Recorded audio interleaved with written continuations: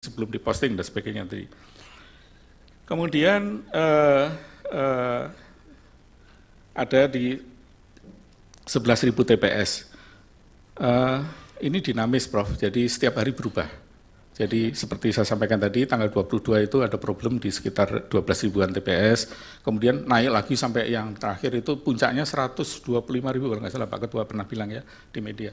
Kemudian sudah itu turun lagi gitu ya, karena memang begitu data banyak masuk, terutama yang dari daerah, terutama ya kalau data dari Jakarta kemungkinan karena kameranya bagus, kemudian HP-nya itu nggak menggunakan Nokia 3310 zaman dulu gitu ya, sehingga hasilnya lebih bagus gitu. Tapi kalau di daerah-daerah ini yang mungkin kurang bisa di reliability-nya kurang. Nah, Prof. Arief ini menarik.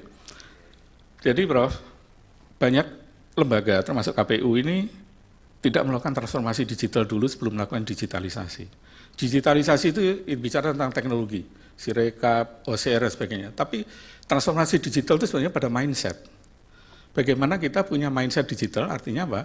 Memanfaatkan teknologi digital itu secara tepat dan benar.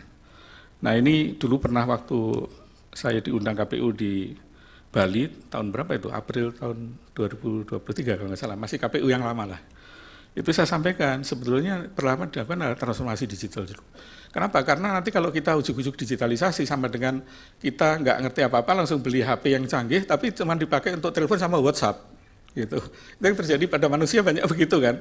Karena mindset-nya belum, padahal di situ ada dipakai bisa untuk cari informasi, bisa dipakai untuk membuat jadwal dan yang lain-lain, banyak fasilitasnya. Tapi karena mindset kita belum digital ya, kita pakai HP yang canggih hanya sekedar untuk WA sama telepon gitu. Nah, ya ini Prof, jadi transformasi digital dulu yang harus dilakukan. Nah, salah satu transformasi digital itu adalah bagaimana kita melakukan, ada salah satu bagian itu namanya data driven decision making. Jadi kita harus menggunakan data itu secara valid. Nah, bagaimana validasi ini pertanyaan Prof. Arief yang kedua ya. Sebetulnya nggak susah menurut saya, meskipun skala Indonesia. Kita mulai kalau berjenjang itu dari bawah ke atas, validasi dari atas ke bawah saja. SK 360 itu menyatakan total suara 1, 2, 3, sekian. Diturunkan ke provinsi. Provinsi 36 provinsi ya. 38 provinsi. 38 provinsi itu di total sama nggak jumlahnya? Kalau nggak sama berarti KPU waktu pleno nakal gitu kan. Kalau sama ya berarti benar mereka. Kemudian provinsi mana ambil, kampung saya lah Jawa Timur gitu. Diambil kemudian hasil rekap provinsi Jawa Timur diturunkan ke kabupaten. Kan cuma dari 37 kabupaten, gampang itu, cocokin aja. 38 kabupaten ya Jawa Timur. Oh ya tambah satu lagi karena Madiun jadi kota sekarang. Jadi 38 kabupaten kota. Jadi gampang itu jumlahnya Prof. Kalau kita jumlah 38 cocok ya berarti sudah nggak ada masalah di Jawa Timur. Turun lagi misalnya dicurigai mana di kampung saya di Madiun ada masalah di situ. Turunkan lagi di kecamatan begitu. Jadi itu bisa dilakukan satu hari juga selesai kalau mau gitu, kalau niat gitu ya. Jadi dibalik arahnya dari atas ke bawah. Kemudian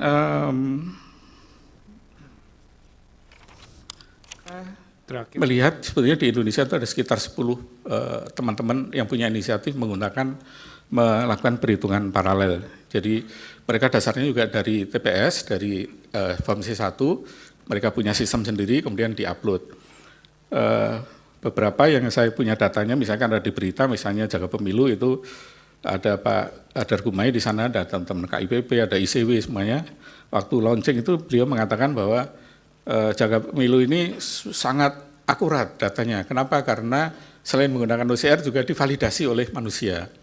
Nah, tapi ketika kita lihat hasilnya tadi, ternyata ya nggak beda jauh dengan Sirekap setelah diselesaikan di perhitungan manual. Nah, dengan demikian menurut saya sebetulnya apa yang ada di Sirekap ya sama dengan yang di perhitungan paralel yang lain, yang kedua sama dengan perhitungan manual juga, yang ketiga adalah Sirekap ini tidak digunakan untuk keputusan, jadi kita ribut-ribut capek-capek di sini, membahas Sirekap itu ya pepesan kosong aja lah kira-kira, nggak ada gunanya gitu ya, keputusan, jadi kecuali kita ribut-ribut capek-capek di sini, membahas Sirekap itu ya pepesan kosong aja lah kira-kira, nggak ada gunanya gitu ya, kecuali mau bikin ya mau nyalain orang kan bisa aja, kalau memang mau nyalain orang apa aja bisa disalahin, tapi pada hasil itu ya kita buktikan tadi bahwa baik hitung cepat, hitung paralel dan sebagainya menunjukkan hasil yang sangat-sangat mirip dengan error rate di bawah 1%.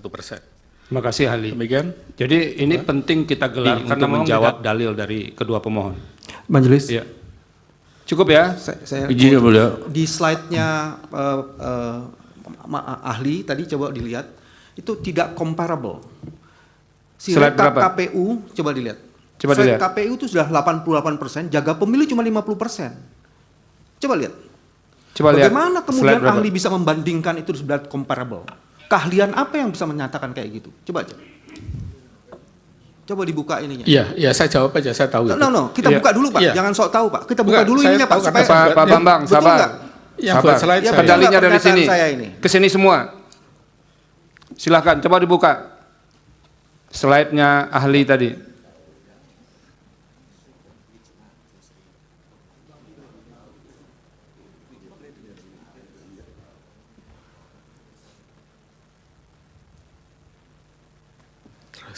Terus yang ada membandingkan, oke, next, terus, nah ini, Ya, yang lanjut. Next. Satu lagi. Ya. oke, Ini terus, nah ini, Ya, yang lanjut. Next. Satu lagi. Ya. oke. Ini kan Nah, maksudnya- silakan dijawab ahli. Ya. Jadi begini, Pak Bambang ya. Jadi ini data yang saya ambil per hari ini. Jadi per hari ini memang kawal pemilu memang selesai sampai di sana karena mereka kan relawan semua. Mereka tidak dibayar sehingga datanya memang tidak 100%. Demikian juga yang lain. Nah, yang kedua adalah begini, kalau data itu sudah lebih dari 50%, tidak akan banyak pengaruhnya pada hasil.